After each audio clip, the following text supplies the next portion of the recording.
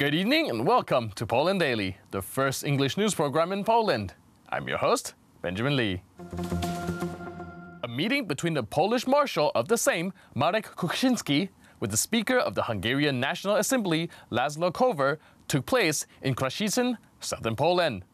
The main points on the agenda included bilateral cooperation with the framework of the Visegrad Group. The meeting took place at the Krasicyn Castle, situated roughly between Warsaw and Budapest. The reason for the meeting was the establishment of the board of the Wacław Felczak Institute for Polish-Hungarian Cooperation. The aim of the institute is to integrate the youth of the two countries.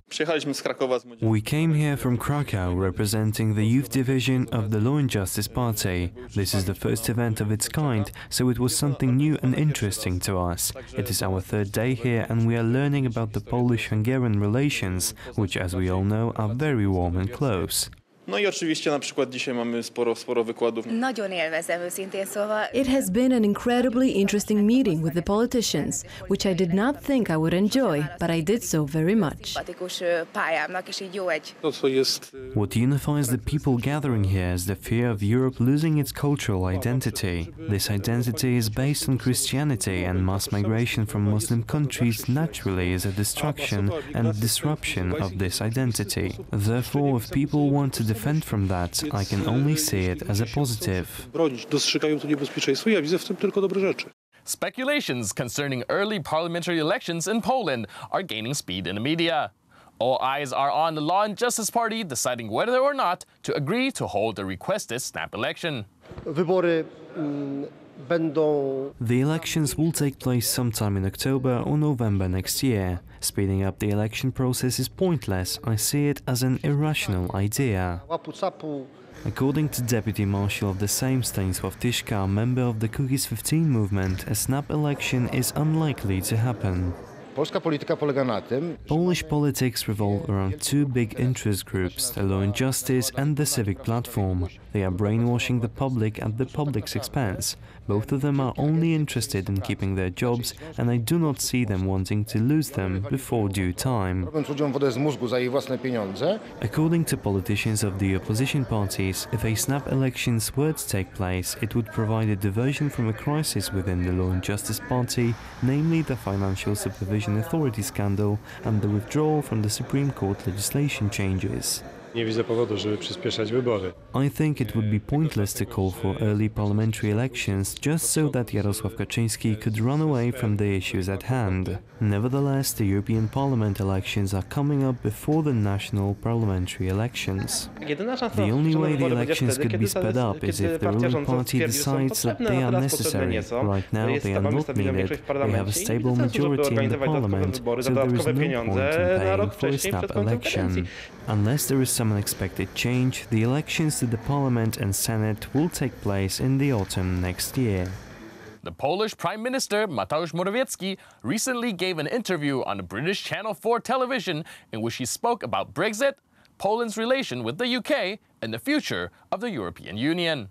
But she knows she can rely on Poland. We spoke many times about this, and our ties with the UK, on the political ties, the socio-economic ties are so intense that everybody knows that we have skin in the game, as you said. The Polish Prime Minister also added that the country has always been keen on a more compromising approach and sought agreements regarding the terms for the United Kingdom to leave the European Union. Prime Minister Morawiecki assured that the interests of Polish residents in the United Kingdom have been duly secured. I actually agreed with Prime Minister of the UK that on a reciprocal basis we will treat our citizens.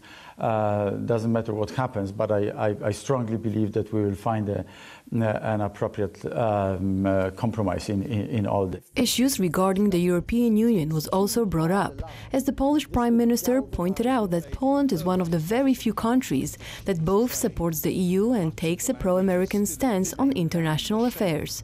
He emphasized that the support for the EU doesn't go towards all its activities, but rather realism and reaching for compromise. Prime Minister May thanked the head of the Polish government for actions taken to reach a compromise between the United Kingdom and other EU countries. As she pointed out, the agreement is the best one possible to achieve.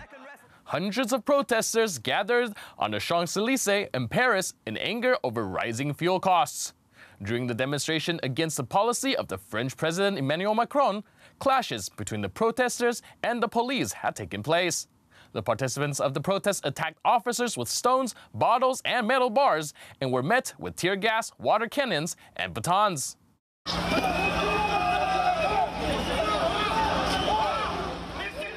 Most of the protesters in Paris are yellow vests, people who protest against recent hike in gasoline prices and worse living conditions. In the crowd there are also anarchists dressed in black. Demonstrators, despite the ban, invaded the Champs-Élysées where they are raising barricades. They are trying to get closer to the Élysée Palace to protest under the windows of the Macron headquarters. It's more than justified. We feel like we've been working for years now and it's just extortion, while the members of the government live like kings. That's unbearable when you're working your bottoms off.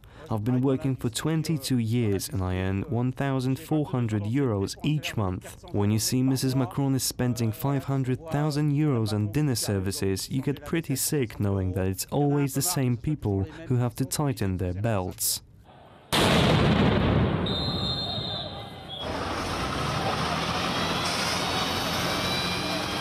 Sur Paris, on voit une évolution. Things are evolving in Paris thanks to Marine Le Pen, who told protesters to go down to the Champs-Élysées and motivated about 5,000 people. We can see that the ultra-right is at work and is trying to build barricades on the Champs-Élysées. Our security forces anticipated this situation perfectly, and so little by little, each obstacle that's put on the Champs-Élysées is removed. The security forces are moving forward in a way that would avoid injuring anyone, which allows them to push back the attackers, push back the insurgents.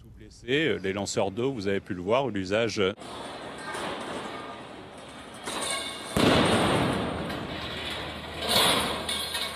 That's it for today. See you next time on Poland Daily. But stay tuned for the Poland Daily Weather Report.